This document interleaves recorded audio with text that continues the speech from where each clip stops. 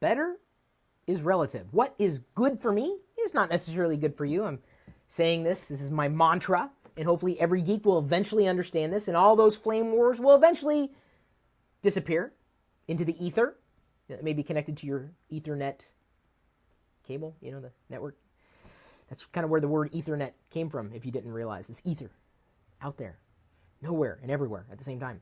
So, if you do not have an Android device, don't feel bad, really, because you can get one for free at a hairstyling salon, I see.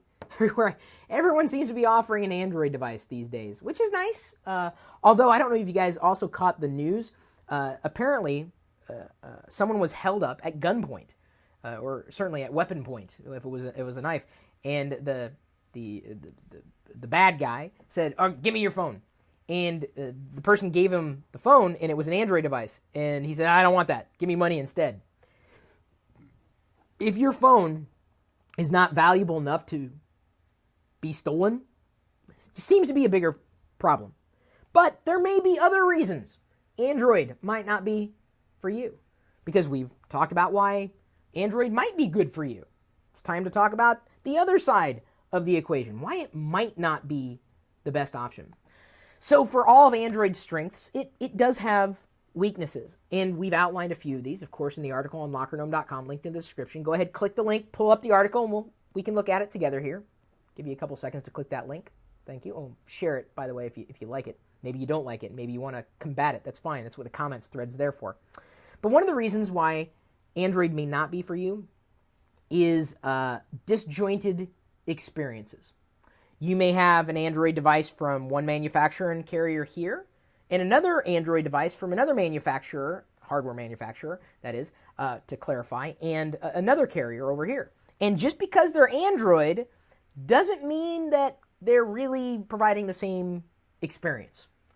The fragmentation of the Android ecosystem is what's breathtaking, and I don't mean that in a positive way. The experience is all over the map. Even when you have the same version of an Android operating system, the modifications made on one device versus another, out of the box, they could be just really not that much fun to use. Android in and of itself, much like Windows in and of itself, should run just fine if it's built with one particular configuration in mind. But once carriers and providers start layering on software and tweaks and experiences, that's where, well, you have to deal with it, unless, of course, you decide to install your own custom ROM, which is another video altogether.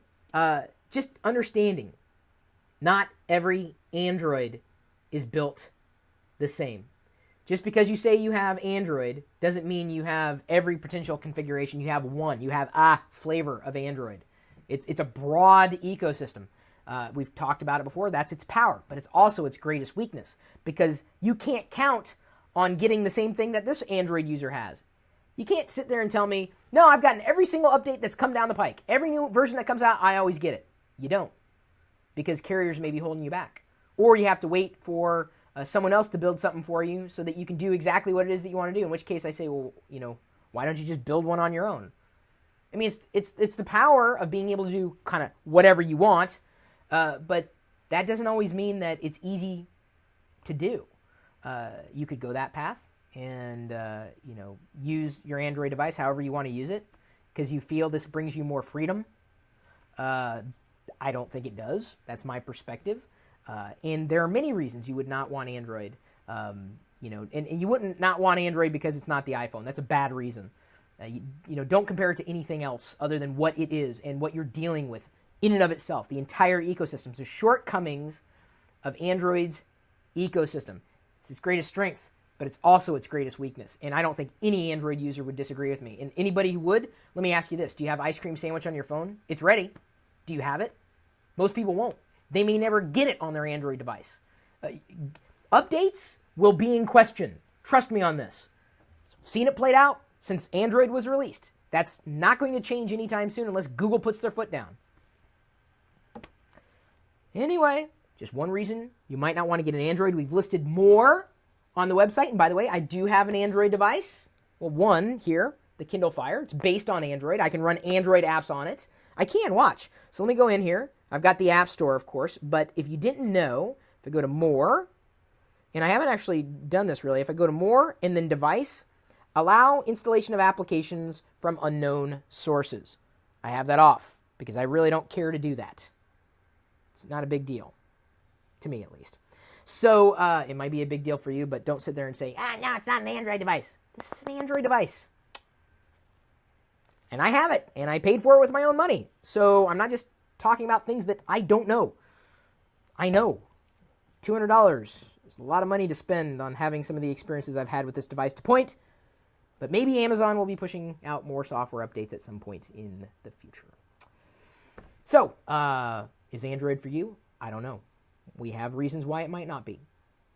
And stay tuned for an article that would be the other side of the story. Because remember, best is relative.